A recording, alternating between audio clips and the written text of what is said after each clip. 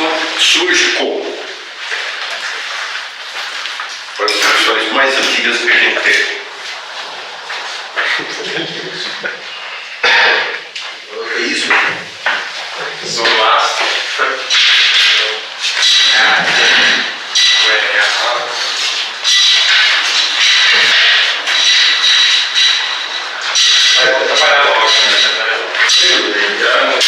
Já consigo. Qual a versão mais antiga que a gente tem? Chamado monoteísmo primitivo. Onde você encontra isso?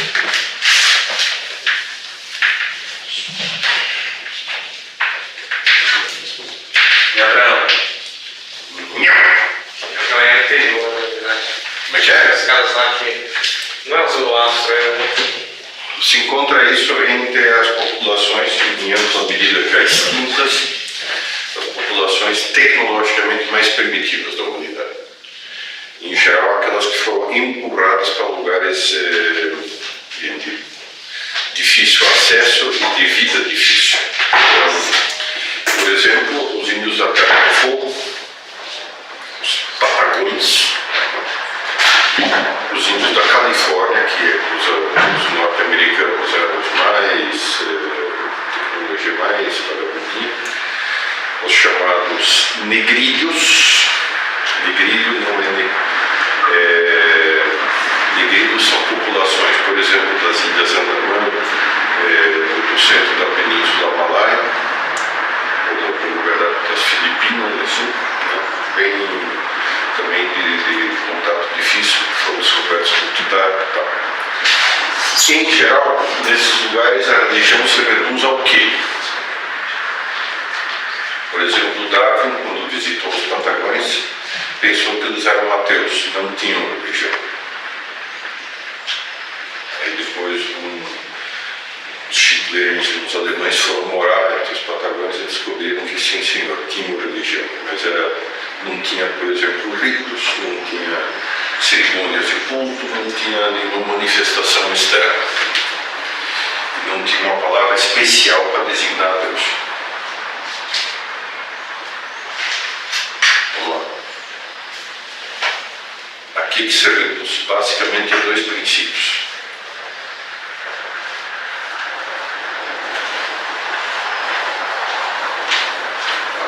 Deus, o Pai,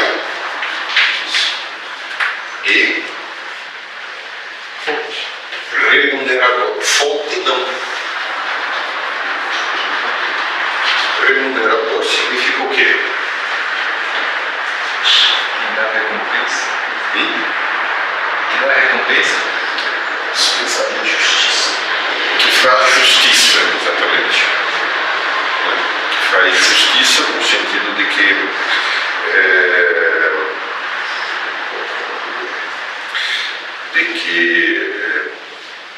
a quem pratica o bem, né, dá bem, e aquele que pratica o mal, dá o mal. Ou seja, que isso implica aqui outras ideias. A ideia do juízo, que existe solta e isolada, mas não é uma característica principal do panteísmo. Se você é divino, como é que você pode ser julgado? Certo?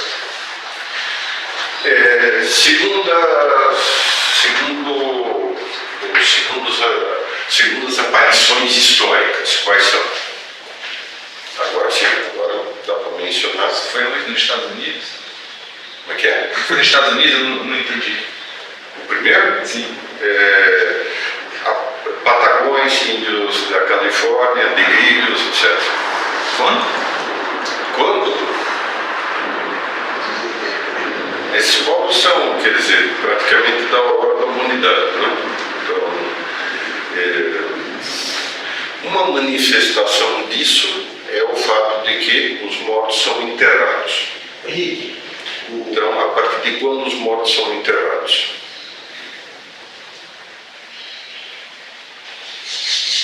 Homo erectus não enterrava os mortos, por exemplo. O antigo Pithecanthropus erectus. Depois ele foi promovido ao Homo erectus.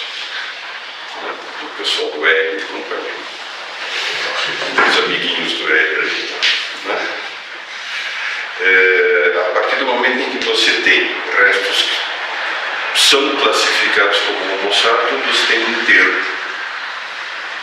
Tendo enterro, porque você enterraria o cara? Tu não deixar apodrecer. Você acreditava numa espécie de vida após a morte. Que por sua vez implica Juízo. um juízo, exatamente. Conforme o que você fez nessa vida. Exatamente, isso. Né? Então, esse monoteísmo primitivo provavelmente é bem mais antigo do que os diversos panteísmos. Provavelmente. Só que não dá para ter provas disso. Né? Como é que você vai provar que um povo que não tinha escrita acreditava nisso muito antes de um povo panteísta que tinha escrita? É monoteísta? Bom, você falou panteísta agora. O quê? Você Como é quer que dizer você prova que um povo sem escrita, sem tecnologia e confinado ao fim do mundo, como é a Patagônia, por exemplo, acreditava era monoteísta antes de você, dos egípcios ou dos sumérios, que eram politeístas ou panteístas, mas que tinham escrito em 6.000 a.C. O que se faz com os 34 mil anos que... Só especulação. Tem indícios, não tem provas, não tem clareza, né? Beleza. Qual é a segunda leva, vamos dizer assim, do monoteísmo? Juízo? revelado? Monoteísmo revelado. Não. Você falou que tinha aqueles hindus, por exemplo, que saíram do panteísmo e foram para o monoteísmo. Isso, mas antes disso você tem, né? Entre os persas vocês têm uma das versões da religião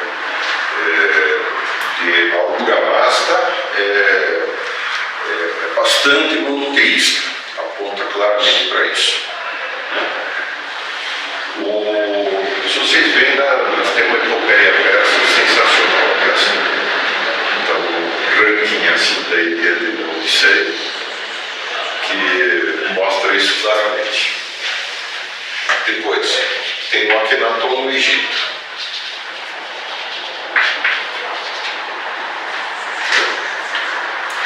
Tem quem mais?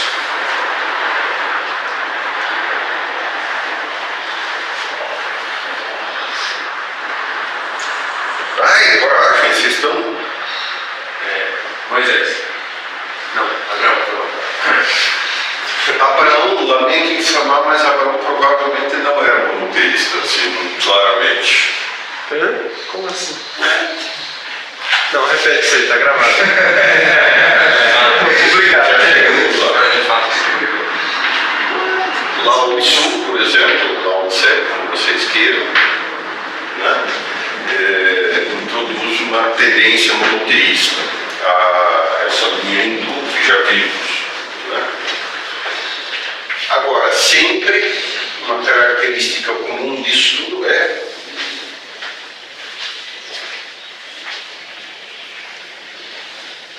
Sócrates, Platão, Aristóteles, chamado do budismo grego, né?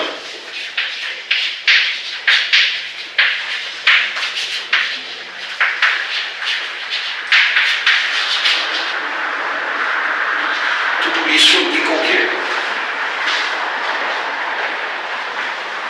e uma dúvida. Esses últimos, né? Então eles teriam, por exemplo, ainda uma crença um pouco politeísta, mas já começa a ter um Deus que está por trás dos outros deuses. E sempre são pessoas concretas que estão por trás disso. Né?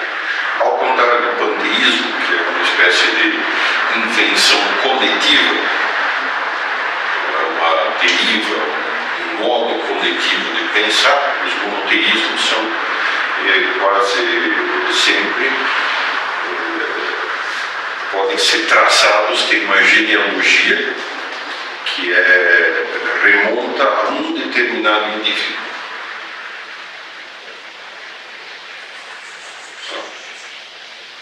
Como se fosse um profeta. Assim.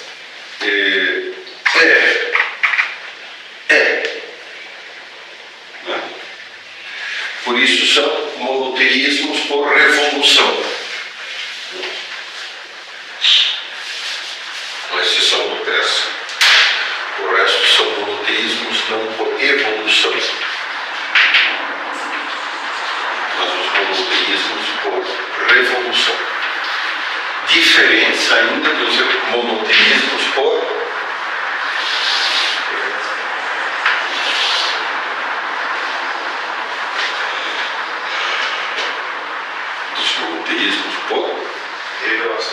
revelação, exatamente. O terceiro grupo pode ser considerado os monoteísmos por revelação. Qual é a diferença entre os dois?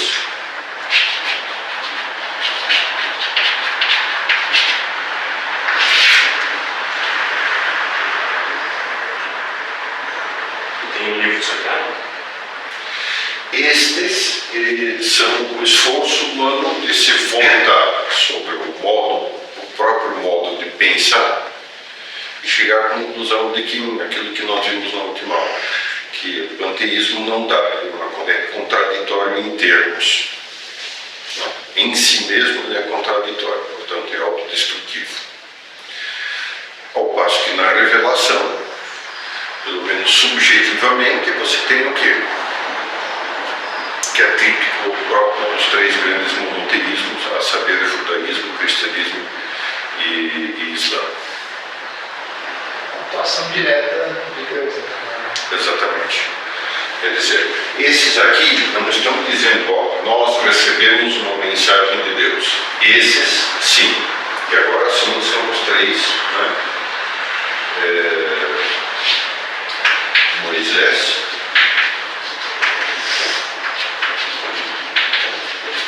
Cristo, nome. Então, são profetas, né? Não propriamente, são mais que profetas. Beleza?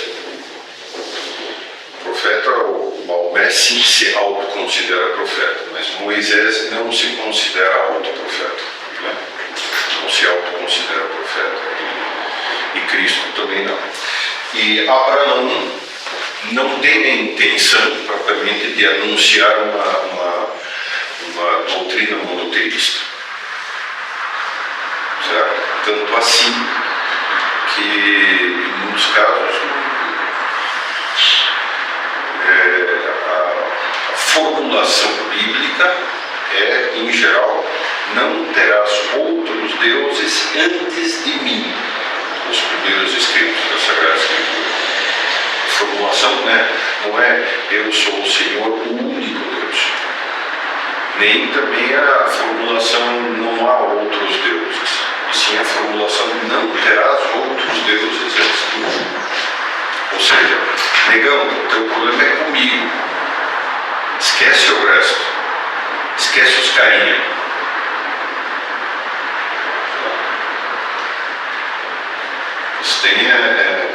Reporte-se a mim, teu chefe sou eu, tá? O resto deixa eles para lá, que qualquer coisa eu dou umas cataladas neles. Por que o Persa foi excluído ali da revolução? Porque não cabia. O mais próximo, eu precisava de espaço para colocar um título. Mas é que no caso dos persas, você pode colocar Zoroastro, sim. Só que Zoroastro, como figura histórica, é a confusão total. Existe pode ter vivido em qualquer momento entre 2600 ou 400 a.C.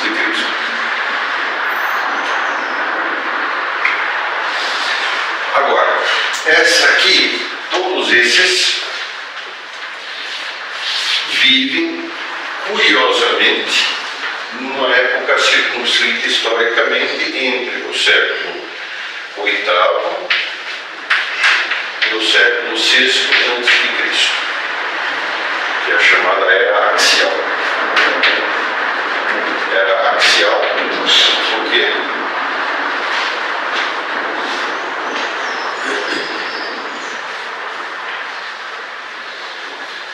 Onde foram lançadas as raízes, né? Os valores básicos. Né? É curioso isso, não? O resto também você tem nessa mesma era Buda que faz digamos, formulação, uma espécie de protestantização do hinduísmo. Né? Lato sensu. Sem, porém, chegar ao monoteísmo propriamente dito. Muito bom. Então nós vamos nos concentrar aqui, em geral. O que acontece no sistema monoteísta, perdão, no sistema panteísta, entre as suas características, né? No centro está a divindade, Deus, o uno, a sabedoria, o bem, a verdade, a beleza, que por emanação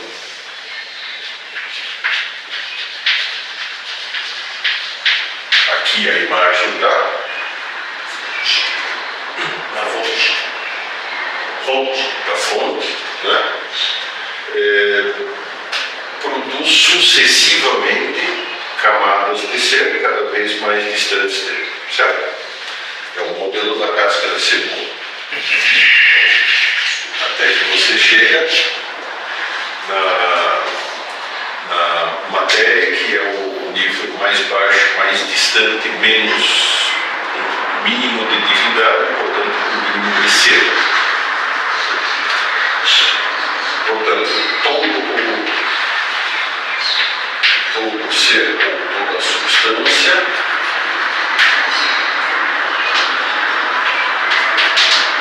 é a substância divina. Estritamente, não há coisas, só há Deus.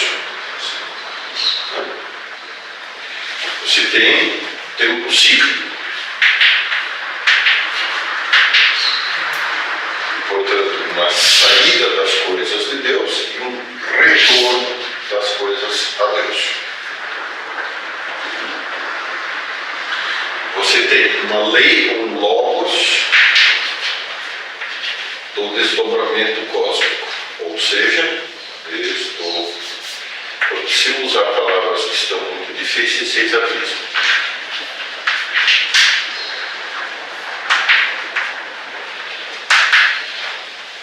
O logos do desdobramento cósmico. O que significa isso? A lógica. A lógica, uma racionalidade, pelo menos aparente, uma sequência, uma ordem de saída de cada turno do outro. Né? E você tem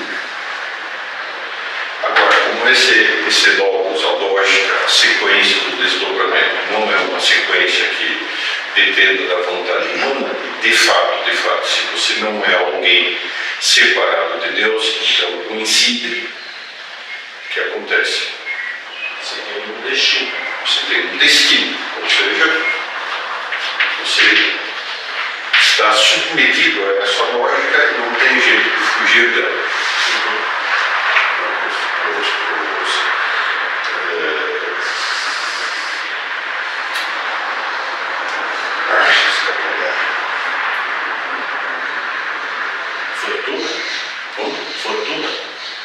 Fortuna no latim, né? Ananke no grego, a ideia é a roda da fortuna, enfim, os estoicos é fortissimamente assim. Né? A moral estoica é toda ela submeta-se à necessidade.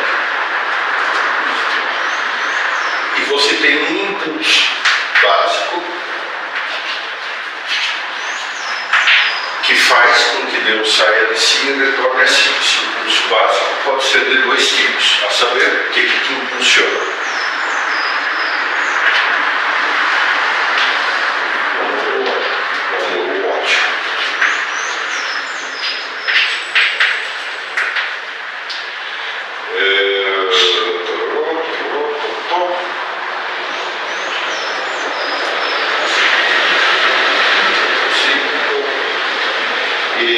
princípio mais básico, né? Pensamento espontâneo do ser humano se dá de maneira. Pode repetir essa frase novamente, porque eu dava uma trabalho. O princípio mais básico, a via de procedimento do pensamento humano, qual é? Pensamento analógico. Pensamento analógico. O analógico, exatamente. O pensamento procede por semelhança. De fato, a nossa imaginação procede por semelhança. Certo? Isso é a base do monoteísmo. Isso é a base do panteísmo. Panteísmo. Agora, pega esse pessoal. Isso, como já vimos, implica que Deus e a matéria são um só, bondade e maldade são um só, verdade e mentira são um só, beleza e feiura são um só, ser e nada são um só. Certo? E, portanto, Contradição. que é algo contraditório, né? Agora, e como é que se harmoniza, então? Critique o seu pensamento analógico e diga, bom, há uma coisa que eu preciso salvar aqui minimamente. Qual é essa coisa que eu preciso salvar? Para poder manter o mínimo de sanidade e de reconhecimento da realidade. Existe esse Deus uno, que existe esse Deus uno primeiro. Mas o panteísmo também parte do Deus uno. O problema é que Deus é tão grande, tão importante, tão transcendente, tão tudo que Ele não alcançar. exatamente. Talvez ele abrange tudo, você se reduz ao nada, nada mesmo, literalmente nada. Você não passa de um sonho, uma imagem que se passa na mente divina. Mais ou menos como a imagem de você fazendo um pouco de coisa.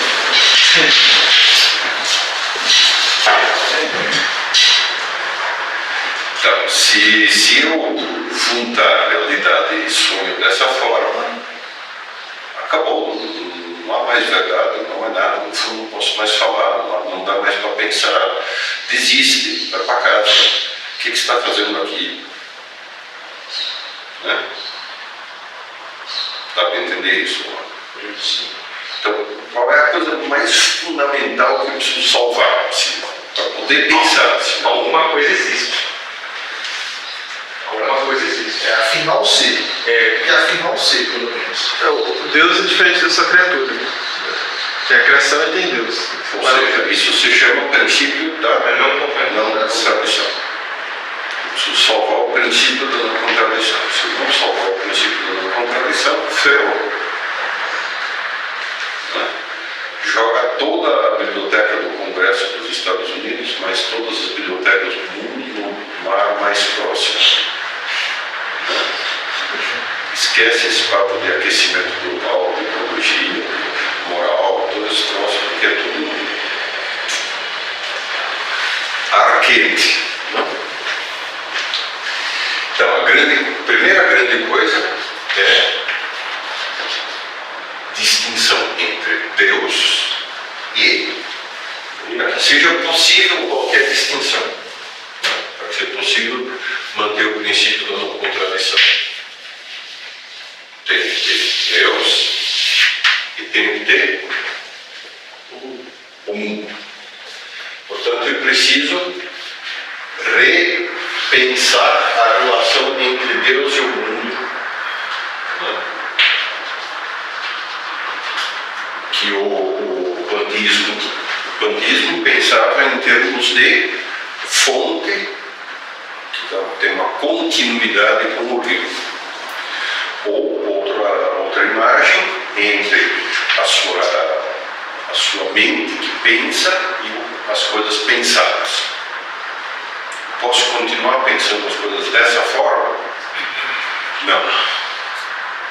Então, qual é a grande analogia que eu vou ter que usar? Eu vou ter que continuar usando analogia, senão eu não consigo progredir. Então, o ato divino passa a ser um ato. O ato de dar origem ao mundo vai começar a ser pensado como? De geração. O ato do pai, dentro do monoteísmo primitivo, que dá origem a um filho que é semelhante, mas não igual, não é o mesmo, não é o próprio pai. Ou então,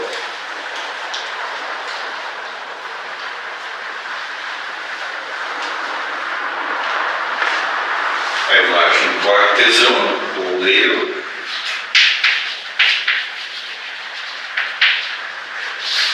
que dá origem a coisa feita. Então aqui há uma relação de fazer.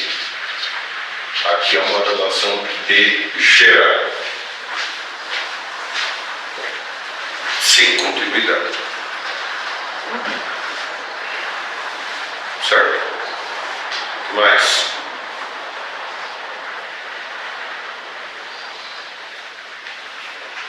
Do arquiteto e da casa, do pintor e da artesão, né? Muito bem. Então, como é que a gente designa isso numa palavra só? criar. Criar, exatamente. Então, é um ato de criação. Certo?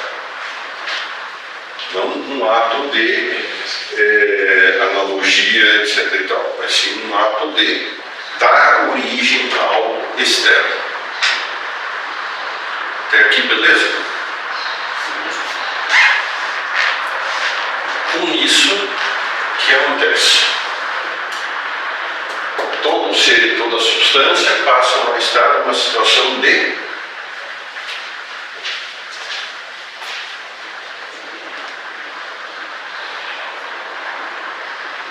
você passa a ter ser criado e você passa a ter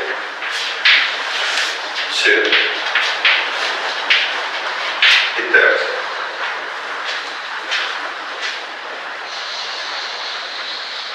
E os dois são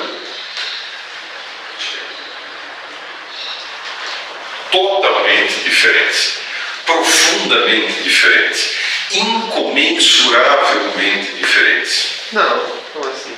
Totalmente diferente? Não. Não, calma, isso daí é a visão do monoteísmo primitivo, que Deus é totalmente. Não, isso é a visão dos monoteísmos por evolução. Né? Claro, é totalmente diferente e você pode entender em diversos níveis. Por exemplo, há correntes no judaísmo que vão dizer que Deus está tão acima do ser humano. Né? Então a criatura não tem essência do. Não, a criatura tem essência. Porque Não, mas a essência dela não participa da essência do. a essência do ser criado, dos seres criados, não é a mesma essência divina. Ela corresponde em Deus ao quê?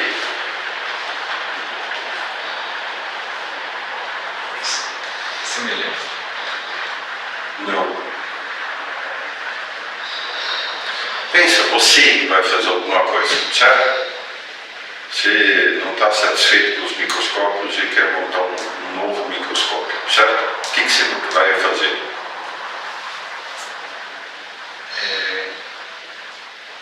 Aprimorar. Para fazer um plano de alguma coisa nova. Né? Você vai fazer um projeto, exatamente. Então, em Deus, as coisas, portanto, têm, preparem o tamanho do pepino, né, que concretamente os gregos enfrentaram.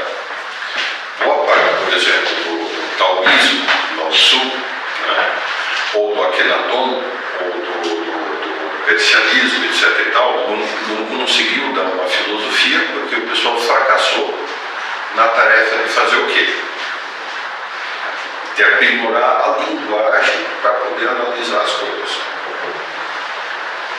O tamanho do pepino que Sócrates, Platão e Aristóteles enfrentam é para já como é que eu consigo formar conceitos, instrumentos mentais para entender a diferença entre uma coisa e outra, entre as duas visões de mundo.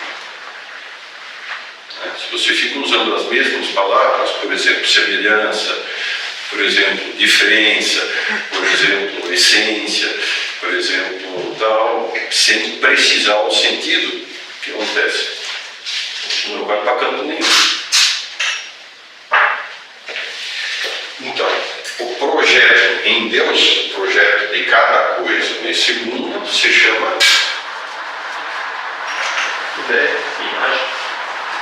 ideia em Platão, essência em Aristóteles. Que aliás é Platão. Mas é só um projeto. E esse projeto, sim, está na mente divina. Esse projeto. Então, Deus tem na mente dele um projeto de Gustavo. Você pode deplorar, você pode dizer, né? Vocês conhecem, né? Tem um amigo meu que tem cabelo branco assim desde os 20 anos, né? E aí eu encontro um outro amigo meu que também tem um cabelo cinzento desde os 20 anos. Os dois são parecidíssimos. O primeiro encontrou o segundo e disse: nossa, quando Deus te criou, disse, errei de novo. Então, digamos, pode dizer que Deus não conseguiu realizar a essência, etc. e tal, mas enfim, na mente dele está o projeto perfeito da criatura, do ser, da cadeira, do Gustavo, do Hélio, do microscópio, do gafanhoto, do panda,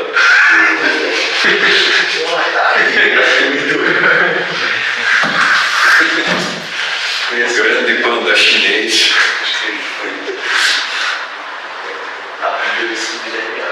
Henrique, Fala. não sei dessa visão do cristianismo que tem do monoteísmo para a evolução, o Deus ele cria a essência, mas ele sustenta. Quer dizer, ele dá a sustentação ou ele cria e deixa? Não, uma coisa é Deus tem a essência na sua cabeça, por assim dizer. Se ele deixar de ter essa essência, a coisa deixa de existir? Assim como o Diego tem o projeto do seu microscópio na sua cabeça. Por enquanto existe o microscópio? Não, na cabeça. Não. Na cabeça, e assim, nessa visão, quer dizer, existe uma diferença entre o pensamento de Deus e a ação de Deus. Sim. Ao contrário do monoteísmo, né? Exatamente. Tanto assim que Deus não é obrigado a criar todas as essências que ele tem. Mas se ele pensa em uma essência específica, ele não necessariamente precisa criar. Não. Ainda existe essa possibilidade, ele seja questionado de fazer isso. Agora, tá bom, mas ele pode reclamar. Sim. Aqui no departamento de queixas e reclamações divino lá e tal. Você não criou uma lagartixa com 4 ramos e chifres verdes. O criador não quis, tá? Entendi. É interessante isso, né? Tem a vontade divina que entra Sim. uma coisa bem diferente. Agora, ali no panteísmo, assim, quando Brahma, só aquela frase que você citou, né, quando Brahma sonha os deuses são. Então, simples fato de imaginar já põe. Já é a realidade. O pensamento de Deus É a e a ação são uma só coisa. São nosso O agir de Deus e o pensamento. Mas nessa visão aqui, Nessa visão, o pensamento de Deus não necessariamente vai ser uma ação divina. exatamente. Portanto, você preservou um segundo fenômeno importante. Primeiro, você preservou o fato de que você tem verdade e mentira parcial, mas, né? Ou em todo caso, verdade plena e verdade parcial. Beleza plena e beleza misturada com feiura. Bondade absoluta e bondade parcial e relativa. Você preservou a liberdade. Né? Coisa que no panteísmo é impossível. Bom, muito bem.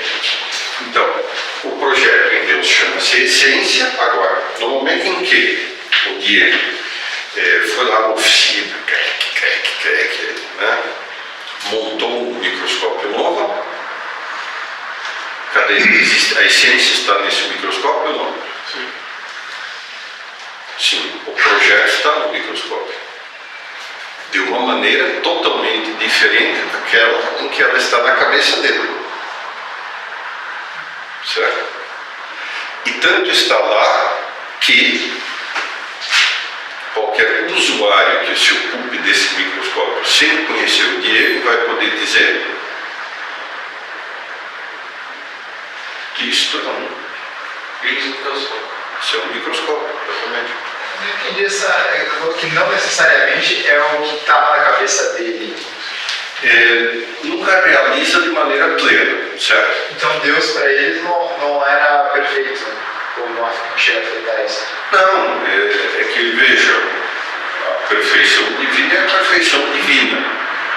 A moldagem das ideias de Deus nesse mundo é que pode sair imperfeito.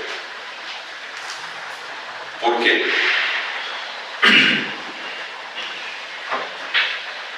Porque necessariamente vai criar uma coisa inferior a ele. Claro,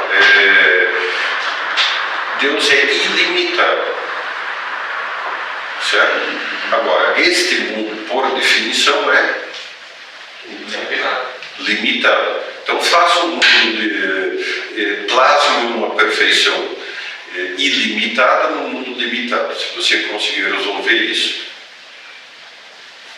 Se for é possível fazer isso. algo perfeito, só que o mundo onde você implementar aquilo é perfeito, então logo, necessariamente, vai ser perfeito. Qualquer engenheiro trabalha com isso, é o fator de correção. Eu vou ter uma porcentagem de erros, uma porcentagem de deficiências. Né? Isso se chama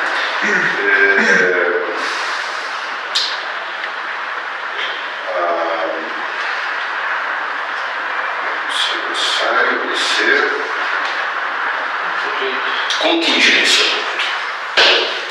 Mas isso não é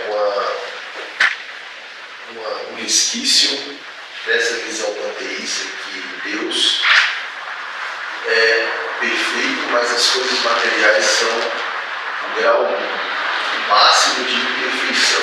A diferença é que aqui, como dito, você tem uma continuidade. Certo? Ao passo que aqui você tem um abismo. Né? Necessariamente este mundo vai ser muito mais, vai ser limitado e imperfeito. Certo. Senão Deus teria criado outro Deus. Ora, bolas. E que nessa. E se Deus tivesse criado outro Deus, o que aconteceria? Ele não seria mais supremo, não seria mais limitado a Deus. Exato, quer dizer, eu já estaria limitado pelo outro, porque eu só posso distinguir entre um Deus e outro se um tiver características que o outro não tem. Portanto, eu me auto-includi novamente, eu caí no panteísmo de novo. Necessariamente, não tem referência. Senão eu não posso manter esse modelo, entende? E aí eu perco tudo que eu ganhei. Não é uma mera questão de gradação. Não é uma mera questão de gradação. Além disso, o fato de você... Isso aqui corresponde a uma observação real. Sim. Pedra não é da mesma forma que uma planta, que não é da mesma forma que um animal, que não é da mesma forma que um homem, que não é da mesma forma que um ser divino, espiritual, etc. Né? Como é que você preserva aquilo que se chama as ordens do ser? Você as preserva aqui. Todas elas são criadas. Mas você tem diversos graus na criação. Sim. Então você distingue isso. Até aqui, beleza?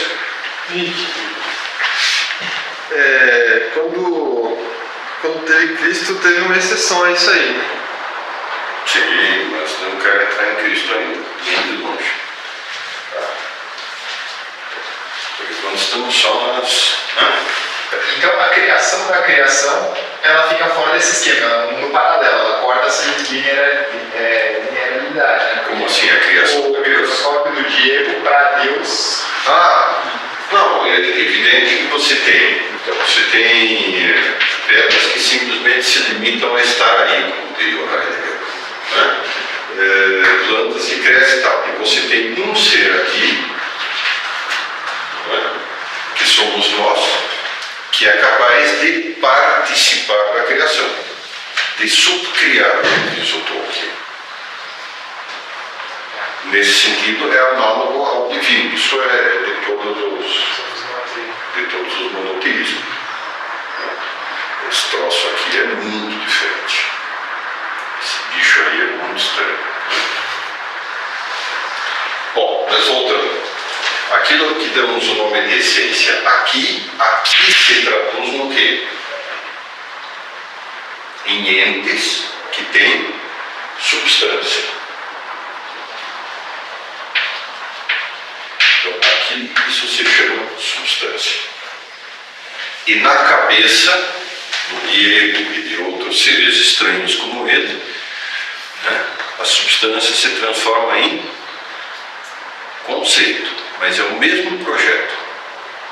Em Deus chama-se essência, na coisa chama-se substância, né, na nossa cabeça chama-se conceito. Então, o plano de ser humano está na cabeça de Deus como essência, está no Gustavo como uma substância e está nos que conhecem o Gustavo como uma dúvida, como um conceito. Dá para entender a diferença. O plano, o projeto, a estrutura lógica, a ordem lógica é a mesma. Agora, aquilo que é moldado por essa ordem lógica é diferente. Sim? Só digamos, esse enfoque por 3 ângulos é fundamental.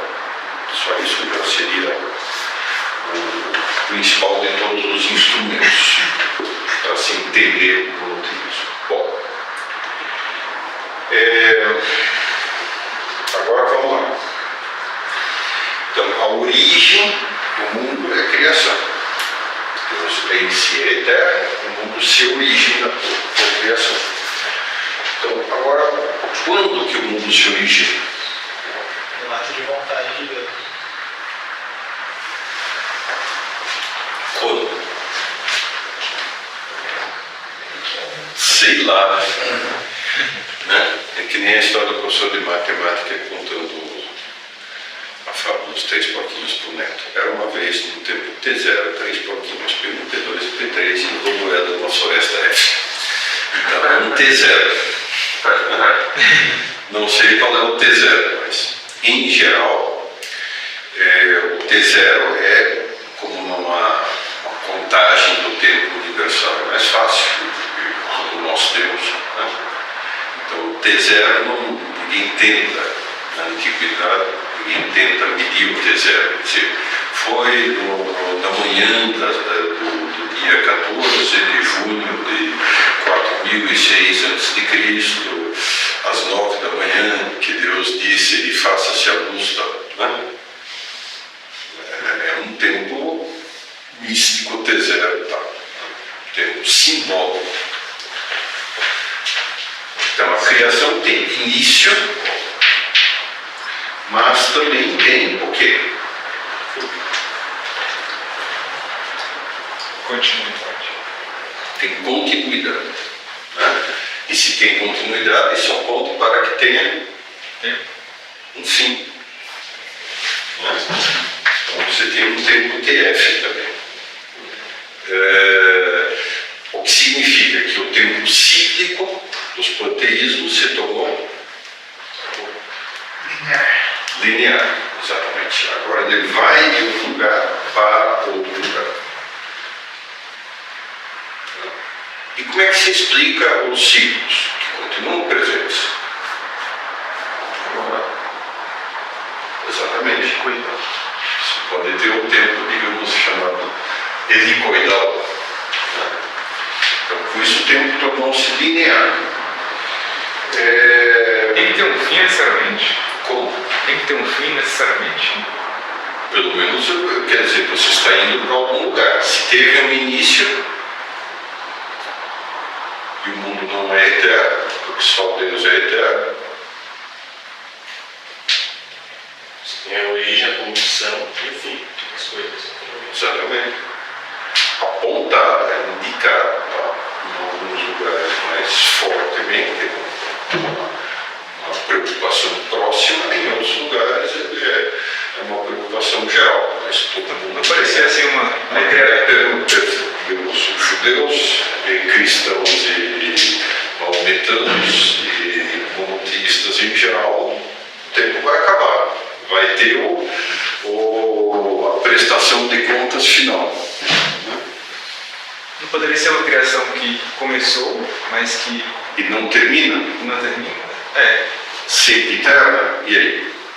Ela não é eterna porque teve um começo, mas não tem um fim. E que resposta você dá a isso? Não significa que ela é ilimitada. Ela é limitada, mas Como é que você pode ter algo limitado que começa e não termina? São duas coisas diferentes, né? Uma coisa é o que Deus cria necessariamente é limitado e vai ter fim. Agora nada impede que ele crie coisas eternamente. coisas que não têm fim. E as Mas quer dizer, olhe para o mundo à sua volta. Quer dizer, onde está essa cadeira daqui a 100 anos, 200?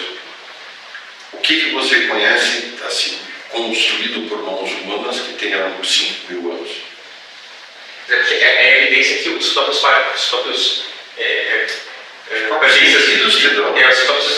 panteístas viam, né, que a matéria é passageira, né? A matéria não outras coisas. A matéria vai voltar à não existência? A questão é essa. Veja, aí agora sim você tem diferenças, né? Repara, a imagem básica disso aqui contigo é o livro. Ou seja, o cara que molda coisas a partir da argila. Ou seja, ele imprime uma essência algo pré-existente e assim como substâncias. Certo? Então, Aristóteles ainda vai tender, como uma teoria, uma doutrina, vai tender a enxergar a matéria como eterna. Então, aí a matéria seria o princípio eterno da divindade. Certo? Como possibilidade lógica, até dá. Mas há um pequeno paradoxo envolvido aí, a saber. O que é matéria?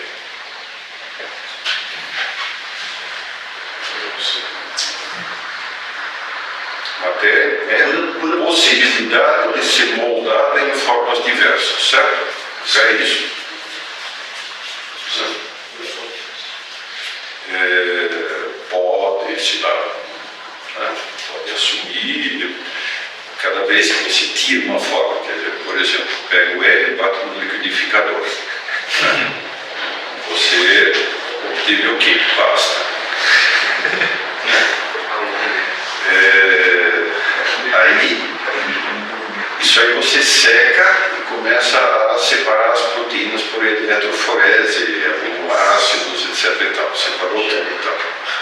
Agora você quebra as proteínas e os aminoácidos, você obtém o quê?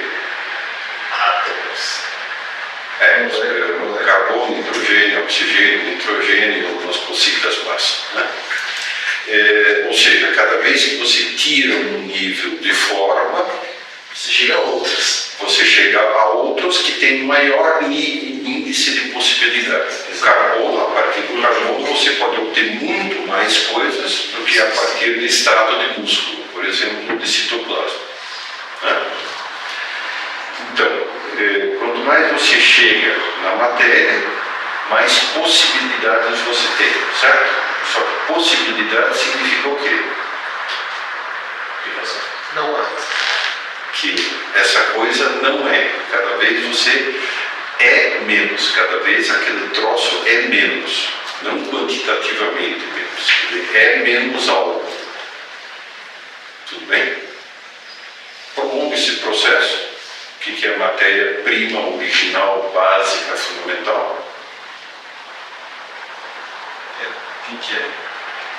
Prolongue o processo de ir tirando formas e aumentando a plasticidade, a possibilidade de receber formas. Só chegar numa existência. Você vai chegar num negócio que é pura possibilidade, que é, portanto, é puro não ser. Nada. Que porra de co-princípio é esse? Né? Um co-princípio que não é nada.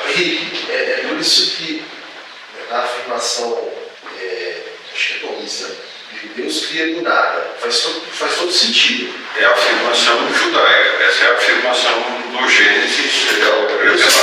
Perdão, isso mesmo. Deus cria do nada, faz total sentido. E o nada no qual ele cria é justamente essa potência inesgotável, potência Exatamente. mais básica. Mas quer dizer, ela não é nada, literalmente. Não é nada, Nada dela se cria. exato. Nesse sentido, Aristóteles Acertou.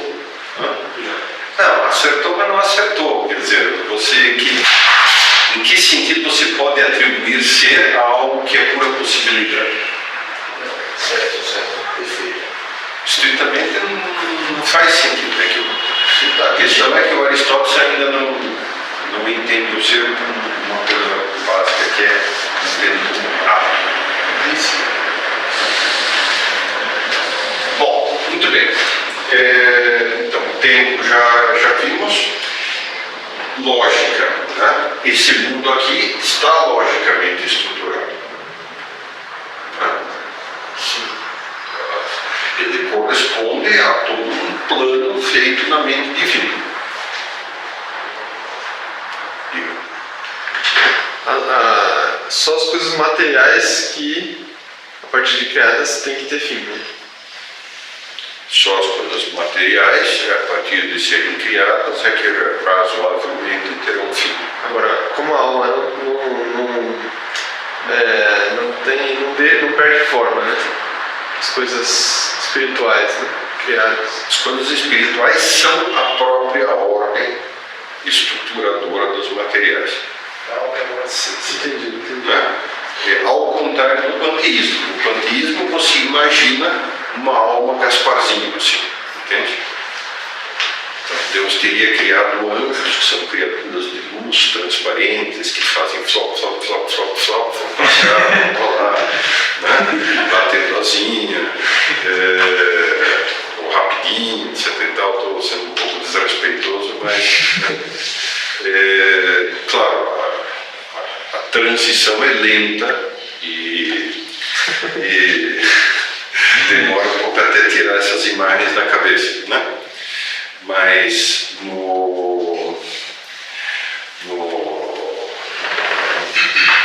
nos monoteísmos propriamente ditos, sobretudo depois de um certo cunho aristotélico,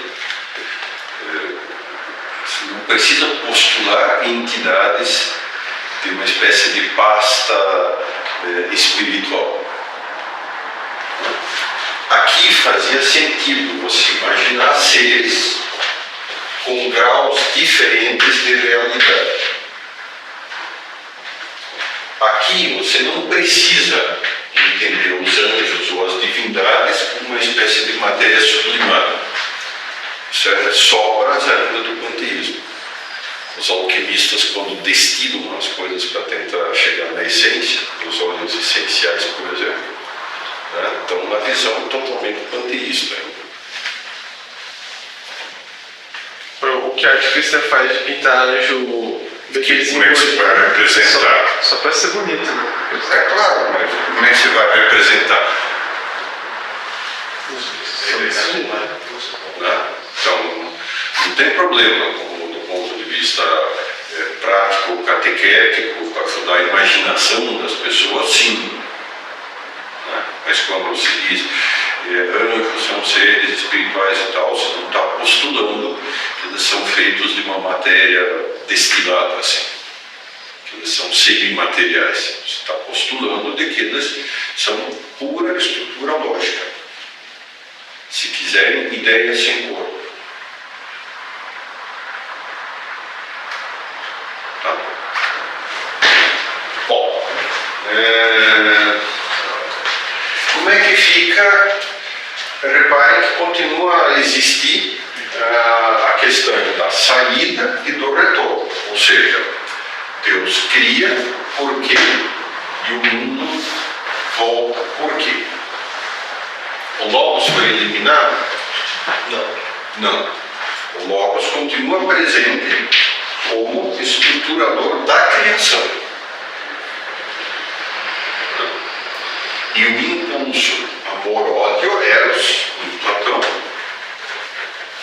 continua presente. Tem Santo Agostinho, vocês encontram, por exemplo, a frase amor meus, pontos meus. O meu amor é o meu peso, a minha gravidade, a força que me coloca no meu lugar, a força que me... Destino tem? Não. Você tem liberdade, exatamente. Portanto, todo se abre no campo. Isso vai demorar até tirar as consequências. Vai aparecer assim, off de uma vez só e por simplicidade. E o princípio básico de tudo: funcionamento. O princípio da analogia é substituído pelos... Na verdade, quer dizer, mantém-se em maior ou menor grau o princípio da analogia, mas ele tem que ser submetido ao quê? Aos três princípios racionais, que são identidade, uma coisa é o que ela é, não outra, não contradição, e terceiro estudo.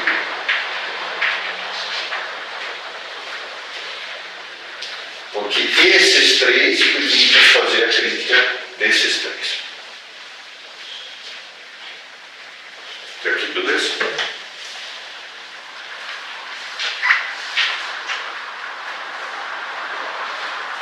Qual era o princípio e até que horas? Quando você quiser.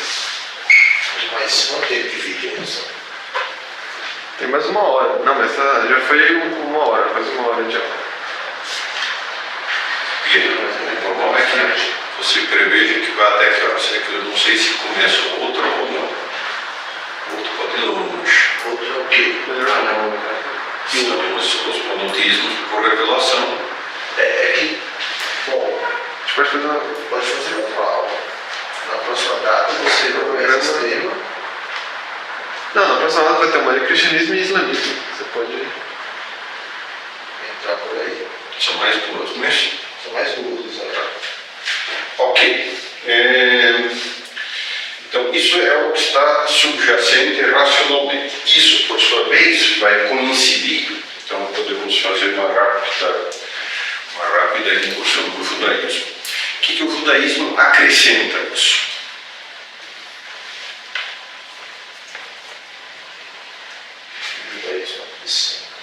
Dentro de alguma dos homens. Proximidade de Deus com o povo escolhido. Então, do ponto de vista das ideias, o judaísmo primeiro vai dizer o seguinte: a criação se dá ex nihilo, a partir do nada, nada de massa de modelagem, nada de matéria-prima, nada de. Segunda coisa, esse cara aqui, o Aristóteles, é divino, eterno, onipotente, onisciente, etc. Mas o que tem a ver comigo?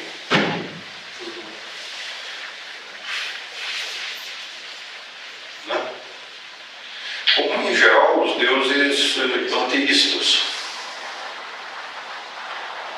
O panteísmo é pior, quer dizer, vai que ele resolveu imaginar um negócio, uma história trágica, e sou eu o personagem. Nas tragédias, em ampla medida, o que acontece é isso. Né? Agora, não que ele seja isso, pura inteligência, puro computador, a pura vontade. Né? Mesmo que o Deus de Aristóteles seja o fim geral do universo, ele é um fim como uma espécie de imã. Né? O universo todo voa para em direção dele, mas não está muito aí com as coisas. Né? Criou para manifestar a sua glória, beleza. Então, quais são as afirmações do Gênesis, por exemplo, que são uma espécie de declaração de independência dos Estados Unidos, uma espécie de. Né?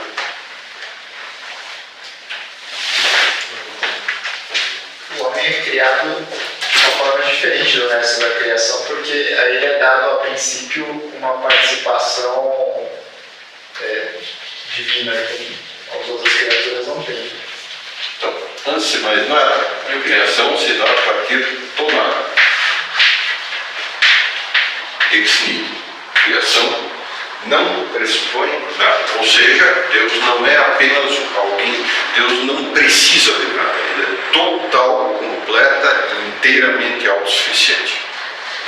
Acrescentou uma coisinha, mas não. A segunda, muito importante. Deus é pessoa. Mas ele é. O aristotélico já é mais ou menos pessoa.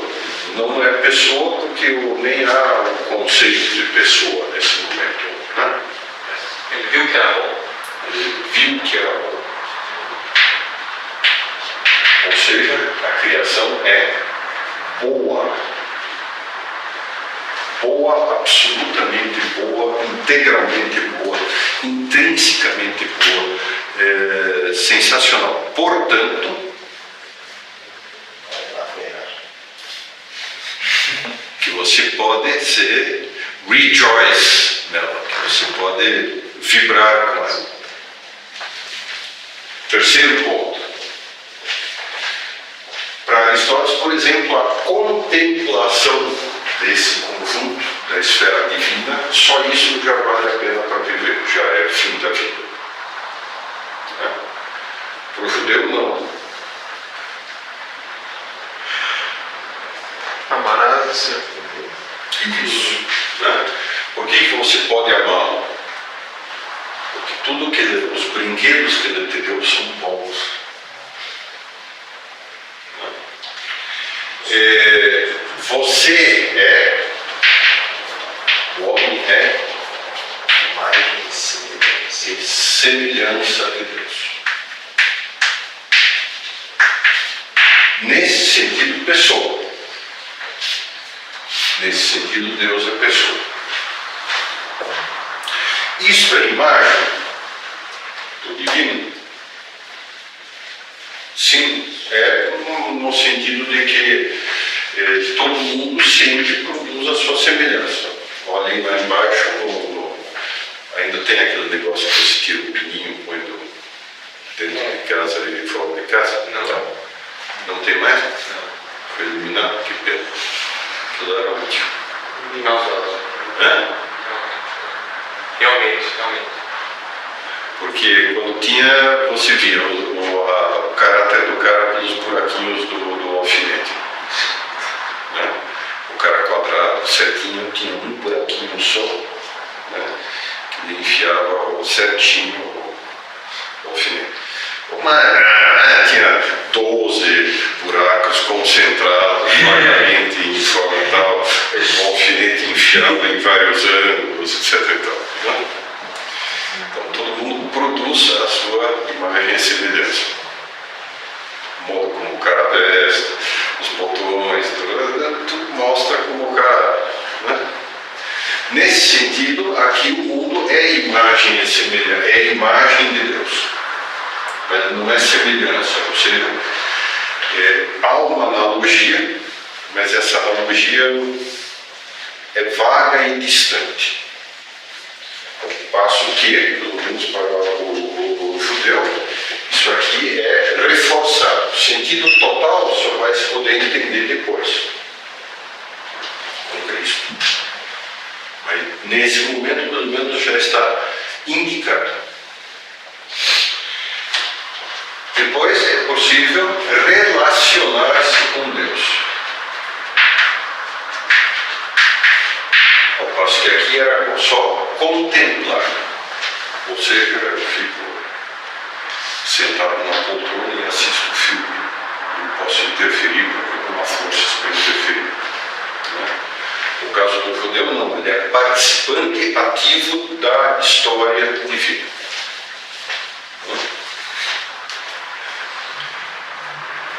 Quarto ponto.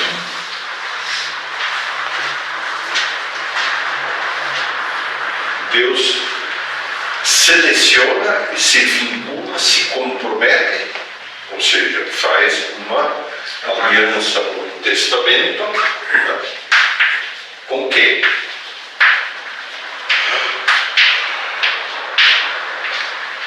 Com quem? Isso.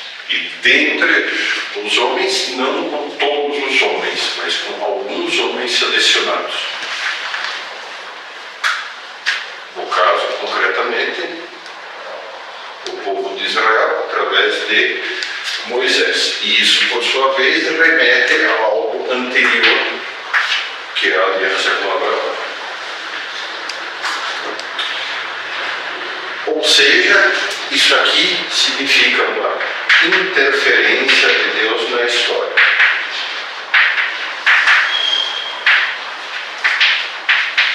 Para o panteísmo não há história sequer. Não, é tudo cíclico mesmo. Neste aqui, história, os gregos não têm história, por exemplo. Eles têm educação moral e cívica, como a gente está falando. A preocupação, vocês pegam, por exemplo, Plutarco, que é um aristotélico, a preocupação dos historiadores gregos é formar, mostrar modelos exemplares para a juventude. Eles estão se lixando com o que aconteceu antes, o que aconteceu depois, a individualidade das pessoas que participavam. Vocês quase não têm, por exemplo, psicologia. A República de Platão é isso. É isso, exatamente.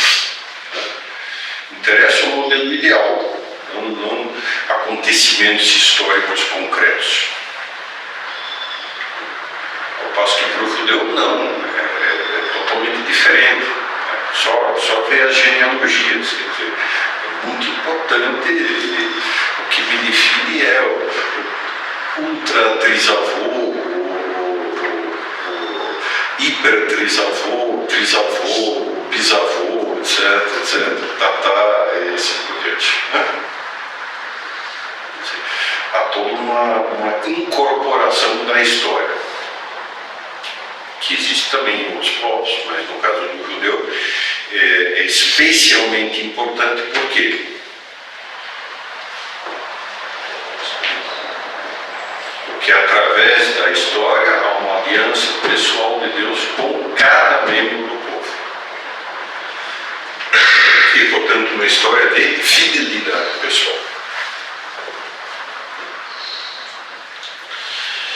por último, agora sim, esse testamento recebe uma forma escrita, as escrituras.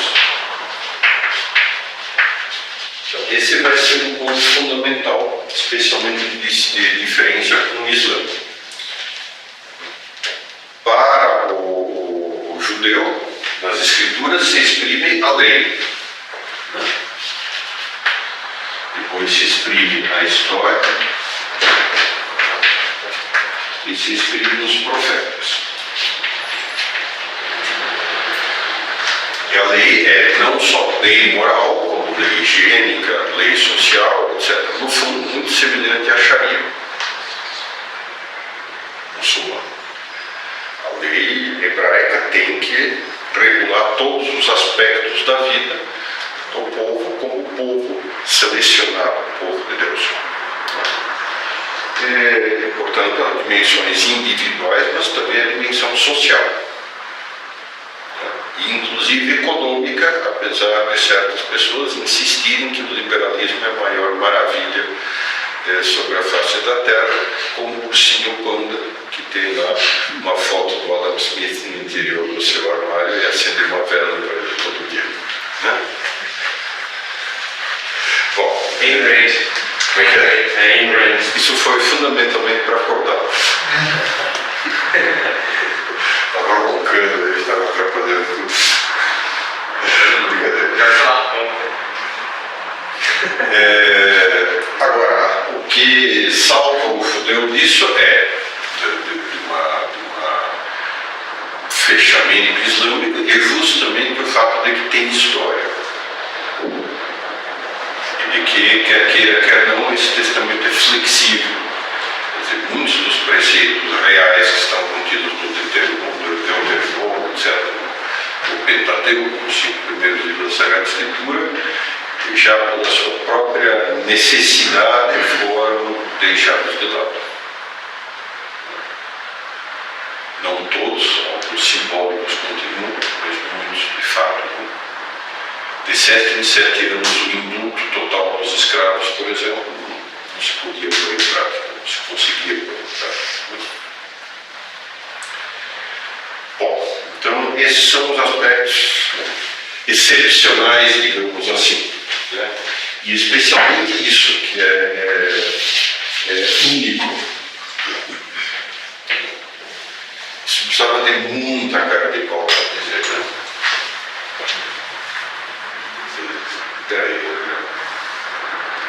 Deus se interessou um pouco, o eterno, o onipotente, Senhor da história, Criador do universo, Criador do cosmos, né? Tudo para ele é. E ele vai se preocupar comigo. Quer dizer, nesse sentido, a história de Cristo é a mesma, está exatamente na mesma linha, é o mesmo tipo de afirmação, só que num grau assim ainda mais espampanante, mais maluco. Bom, então um cara de sono, uma feijoada atrás. Eu não entendi a coisa da economia que você estava falando. Eu me distraí. Não, que isso era para encher a paciência é que em princípio a lei hebraica, o Pentateuco, também regula a economia. Deveria regular todos os aspectos da vida. Graças a Deus, foi amaciada com o decorrer dos tempos e complementada com os livros históricos, proféticos e sapienciais. Coisa que o Corão não tem. O Corão, no fundo, é a grande lei do Pentateuco ampliado. Muito bom. Então é isso, senhores.